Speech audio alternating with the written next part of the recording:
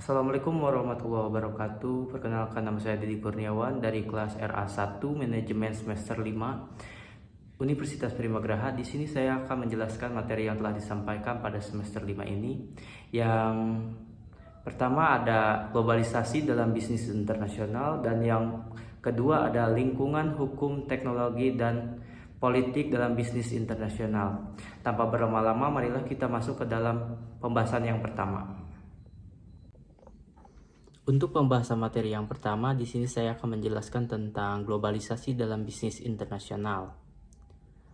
Pengertian dari globalisasi mengacu pada meluasnya ketergantungan hubungan antar masyarakat dunia yang saat ini dipisahkan oleh batas-batas negara.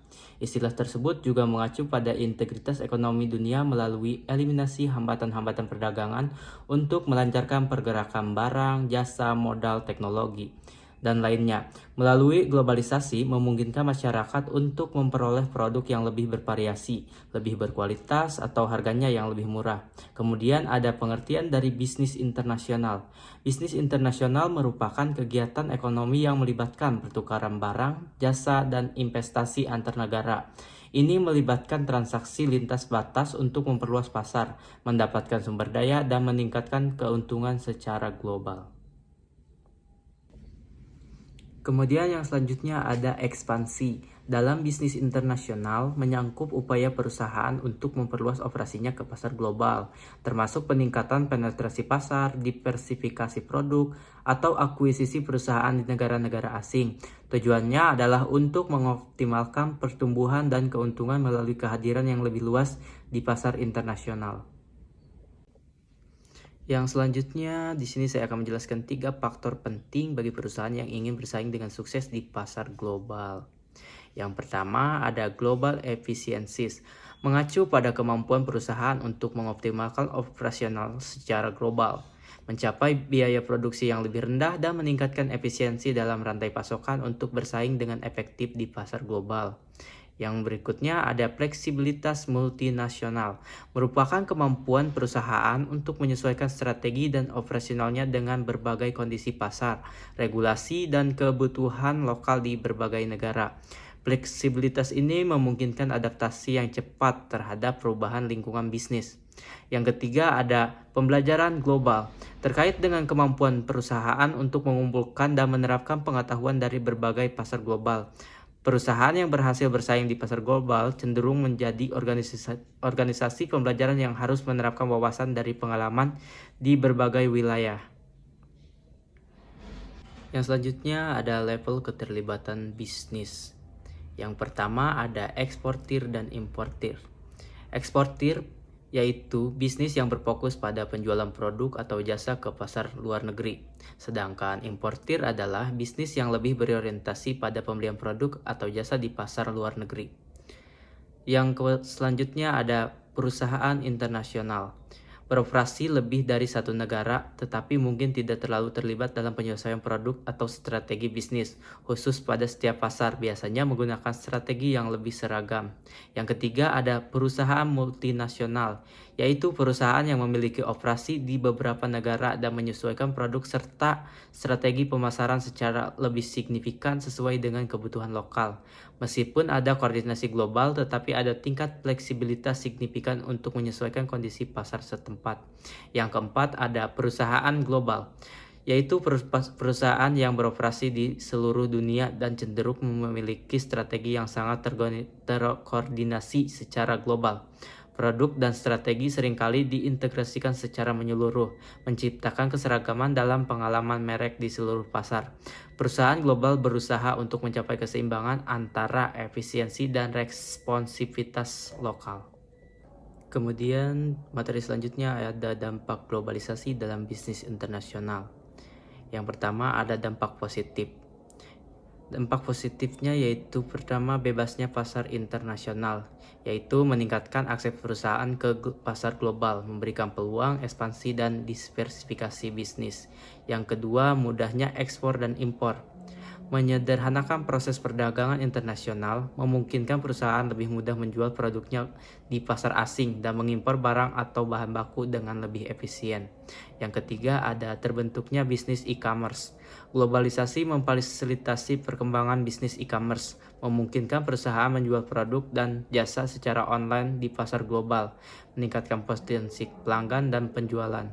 Yang selanjutnya ada dampak negatif dari globalisasi dalam bisnis internasional. Yang pertama ada terhambatnya industri lokal. Persaingan dalam bisnis global dapat merugikan industri lokal yang mungkin tidak mampu bersaing dengan perusahaan asing yang lebih besar dan efisien. Yang kedua ada impor melebihi ekspor. Beberapa negara dapat mengalami neraca perdagangan yang tidak seimbang, di mana impor lebih tinggi daripada ekspor. Hal ini menyebabkan defisit perdagangan dan potensialnya ketidakstabilan ekonomi. Yang ketiga ada kesenjangan sosial meningkat. Globalisasi bisa memperdalam kesenjangan sosial di beberapa negara, di mana beberapa kelompok masyarakat mungkin merasakan dampak negatif, sementara yang lain mendapatkan manfaat yang lebih besar. Hal ini dapat mengakibatkan meningkatnya ketidaksetaraan dalam distribusi ekonomi dan sosial. Materi yang terakhir yaitu manfaat globalisasi dalam bisnis internasional.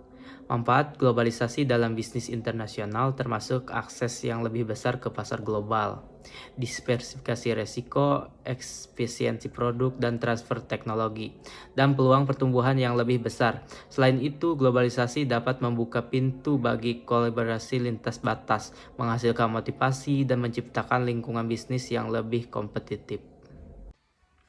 Baiklah, untuk selanjutnya saya akan menjelaskan tentang lingkungan hukum, teknologi, dan politik dalam bisnis internasional. Yang pertama, di sini saya akan menjelaskan tentang pengertian bisnis internasional. Bisnis internasional melibatkan pemahaman tentang peraturan perdagangan internasional, perbedaan budaya, bahasa, kebijakan ekonomi, dan faktor-faktor lain yang mempengaruhi transaksi bisnis antar negara. Tujuan utama bisnis internasional adalah untuk memperluas pasar, mencari peluang pertumbuhan, mengoptimalkan produksi, dan meraih keunggulan kompetitif di pasar global. Yang selanjutnya tentang lingkungan hukum dan politik dalam bisnis internasional.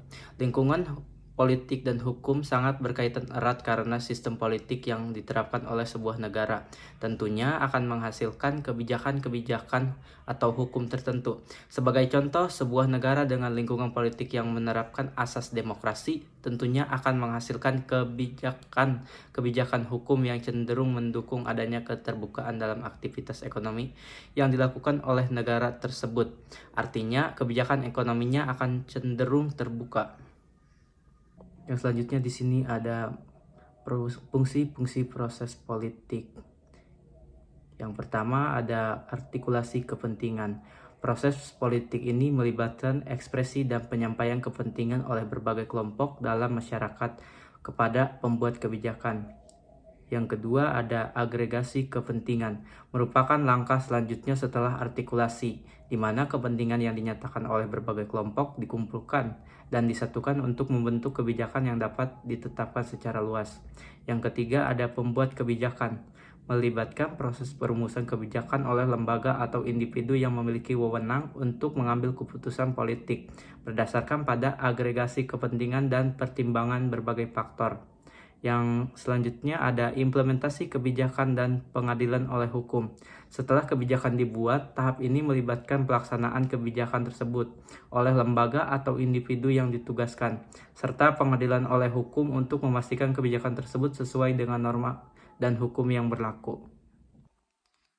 Materi selanjutnya yaitu kategori sistem hukum.